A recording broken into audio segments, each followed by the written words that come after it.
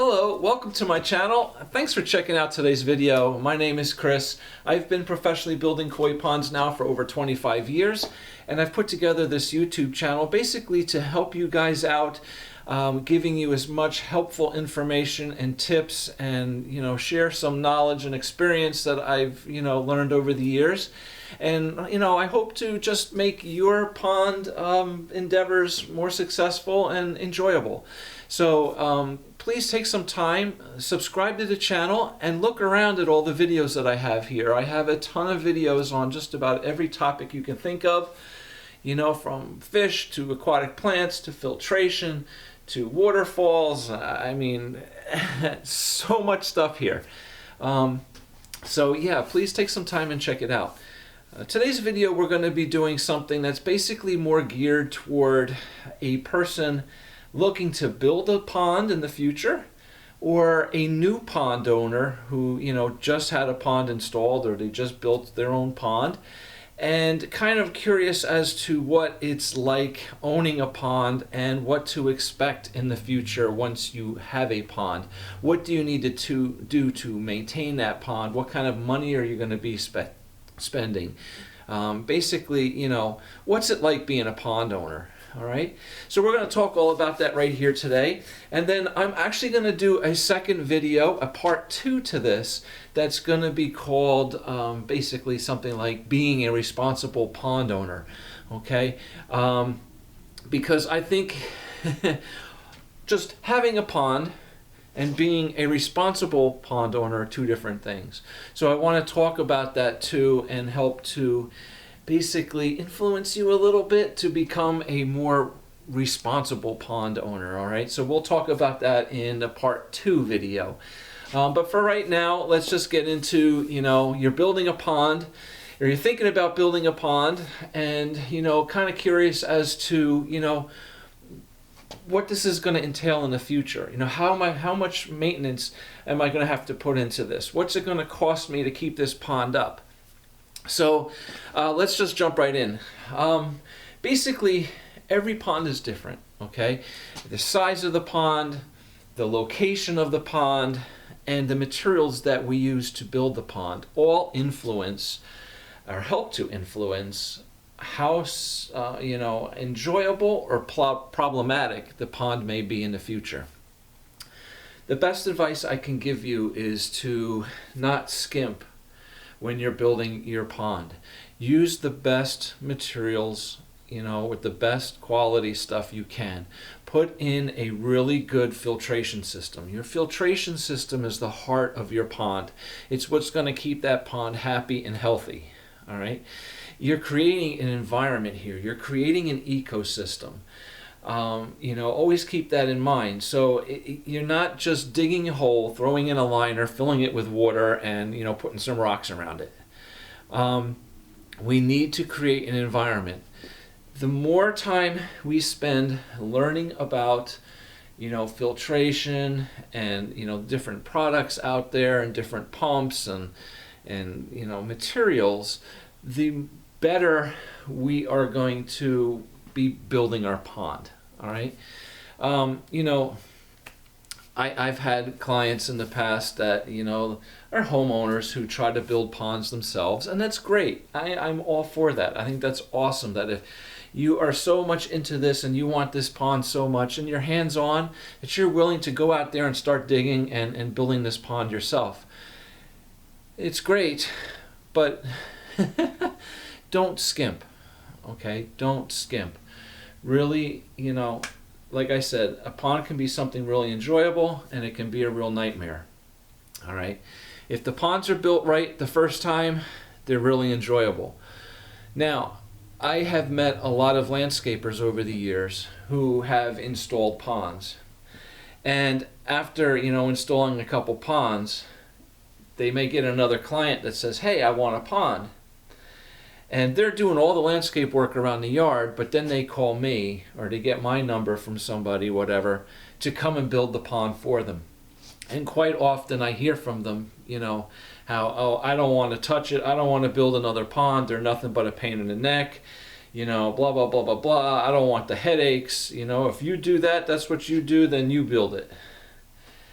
So the reason for that is basically because they don't know really what they're doing. They don't know the best things about filtration. They don't know the best liners and materials and rocks and how to do all this. So they've attempted to build ponds because they think, yeah, right, it's simple. Just dig a hole, fill it, put a liner in it, fill it with water, put some rocks around it, and a little pump, put a little waterfall, whatever. It's not always that simple, all right? And when they do that, they start having problems. The homeowner calls them. They don't know how to fix it. Think about that. How are they going to fix something that they didn't know how to build right in the first place? Okay? So it becomes a real headache to them because the homeowners keep calling them and they have to keep going back to try to do something that they don't know what they're doing. All right? So they end up calling me. Now, I could probably help them, but in most cases, here's the deal. I didn't build that pond. I don't want to be responsible for it either. All right? So it becomes this really crazy, dilemma here. But, the point is, build it right the first place. Learn as much as you can about it yourself. All right? Whether you're building your pond or not, you should really know how that pond is going to work, how that pond functions, and what the materials and stuff are that, whoever is using to build your pond. It's only going to make you more successful later.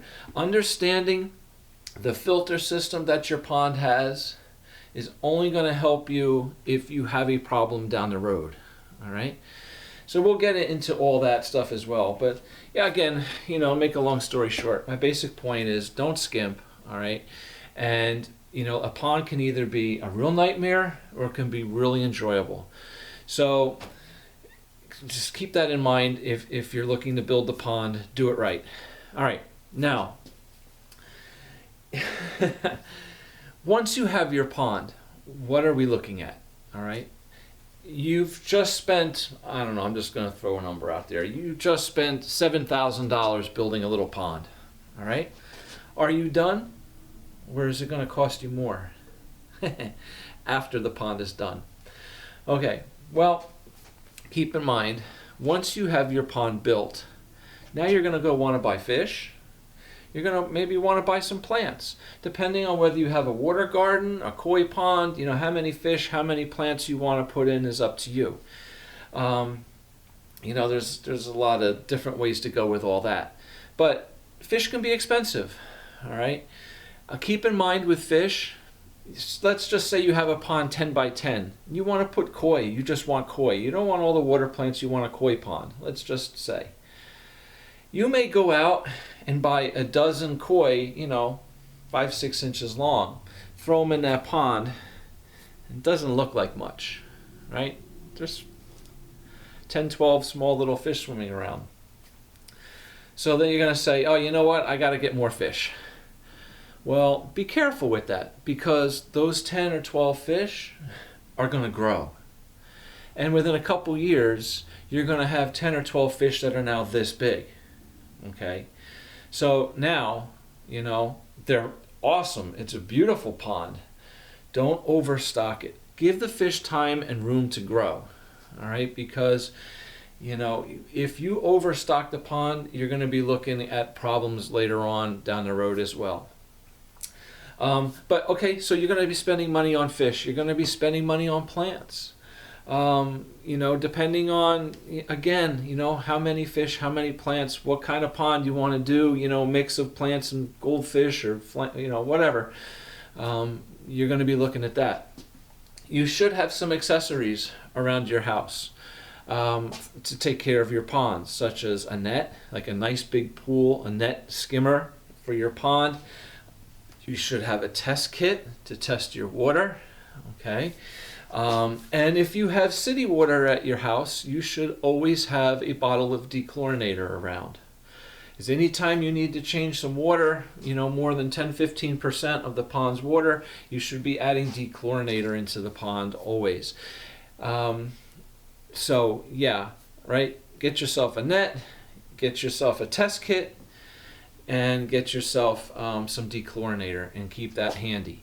As far as other chemicals and treatments in the pond, I'm not big on all that stuff.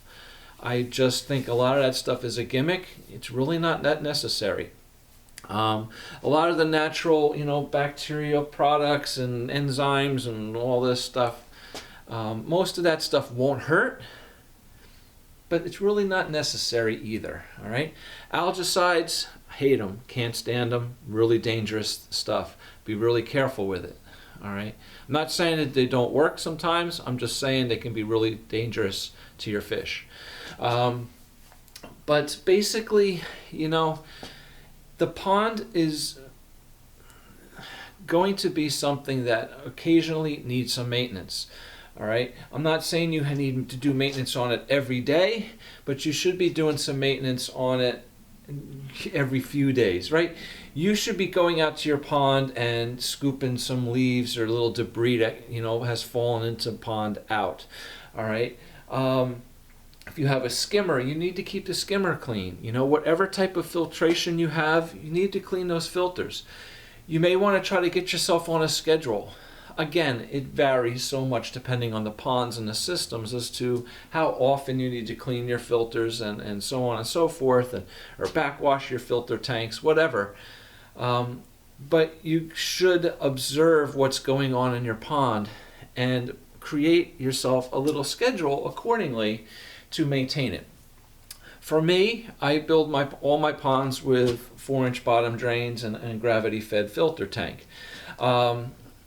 I go to my client's house once a month. I have a contract with them once a month where I go and I clean out all the filters and make sure everything's running properly. That's not to say that nothing needs to be done between my visits. All right, I'm not the homeowner. I'm just going cleaning the filters for them and maintaining that the pond is good and everything's running well. But as a homeowner, you should be out there, keeping the pond clean every day, skimming some leaves off of it, cleaning that skimmer. If you have a sump pump in the skimmer, make sure it's not getting clogged up with debris. Little things that you need to keep an eye on. How about the water level in your pond? In a hot summer, you're going to get some evaporation. The water level is going to drop. You need to refill it, all right? So nothing crazy, nothing major, but just routine maintenance. If you have water plants, okay, water plants are just like any plant in your garden, okay? They do need some maintenance. The flowers die off of it, you should cut them back. Like water lilies, they constantly produce leaves. Leaves are constantly dying off and then producing new ones. So as the leaves die off, you should be cutting them and cleaning them so they're not falling in your pond and rotting in the bottom of your pond. Things like this, right? Again, with plants, maybe at the end of the season, you want to divide them or cut them back. All right, all my water plants, at the end of the year, when I put the nets on the ponds, I'm cutting them back. I cut them right off. So you got to clean up, all the plants. Putting a net over the pond, in the fall to keep the leaves out. Watch out for herons or predators around your pond as well. All right. So, the initial expense of the pond hopefully is the main expense that you'll ever have to pay on it, okay? But, depending on, adding fish, plants, you really don't need a lot of anything else. Just a little bit of your time to go out there and take care of it. Probably your biggest expense over the length of the life of your pond will be fish food, okay? Yeah, you could probably spend, if you have a lot of big fish, you could probably be spending a lot of money on fish food. But the thing is, hopefully that's also one of the most enjoyable parts about having your pond as well, is going out there and feeding the fish, right? So hopefully, again, if the pond is built right, we don't have many issues with it. Occasionally, you're going to have a little maintenance issue with it. You might have algae building up on the waterfall you got to clean off. Sometimes that algae can build up on the rocks, and kind of hold back the water or divert the water off in different directions, and it may cause a leak. All right, but keep up with your pond little by little each day, and it'll be less of a big job later. All right. Again, you know, cleaning your filters depends on the system, how often you should clean it. But just keep in mind, the cleaner you keep your filters, the cleaner your pond's going to be. I have some clients that have, like, you know, these like aquascape systems where there's a skimmer and there's a sump pump in the skimmer, and the pipe goes around to a box on top of the waterfall with a spillway kind of thing, and there's all filter pads in there. I have clients that they'll clean the little net in the little pad that's in the skimmer once in a while, but at the end of the year, when I come down to close the ponds, like in November, you know, for the winter, I'll look at that big tank in the waterfall, and it is disgusting. It is full. I say, well, when is the last time you cleaned this? Oh, I never cleaned that. Well, all you're doing is pumping all that sludge back into the pond, all right? Any kind of beneficial bacteria that you're trying to grow in a filter system as well is going to be killed. It's going to be smothered and suffocated inside a filter that's just clogged with muck and sludge. All right, so keep them clean. If you keep it clean, you know, if you clean that filter, I mean, if they did it 2-3 times over the summer, it would be much better than not touching it all, okay? Because now in November, when I'm there, I got to take all this stuff out and clean it, and let me tell you, it is a mess, all right? So cleaning things more often might take a little more time, but it's going to be easier. It's not going to be as dirty. It's not going to be as big of a mess as if you let it go for a long period of time as well. All right, so hopefully that gives you some ideas, you know, as to what it's going to be like owning a pond in the future. You know, you can go out and buy a Lamborghini, and you still have to do maintenance on it. You still have to change the oil, right? You still have to make sure there's air in the tires, right? You're still going to want to wash it and vacuum it and clean it and keep it clean. Pond is the same way, okay? No matter whether you've spent $40,000 on a pond or $4,000 on a pond, right? You still need to maintain it and take care of it. You know, it's never going to be something you're going to install in your yard and never have to touch. All right, you're going to have to do some maintenance on it. You know, but it shouldn't be a big expense moving forward, as long as you put the investment into it and build it right to begin with in the first place. All right, so I hope the video helped you out here, answered some questions for you, kind of gave you a little guideline as to, you know, what it's like in the future. And you know, keep in mind, you know, hopefully these ponds are going to be something that you enjoy. Hopefully going out to your pond, feeding your fish, and, you know, maybe, you know, cutting back some flowers off the lilies or something is going to be something enjoyable and not a major chore that you just dread doing. All right, should be something fun. Hopefully it's something that you're going to really enjoy, and you can go out there and sit next to your pond and relax and enjoy it. All right, thank you very much for watching. Again, you know, subscribe to the channel, check out all my other videos, and look forward to part 2 of this video, as well as to being a responsible pond owner. Thank you very much. Take care. Thanks a lot. Bye.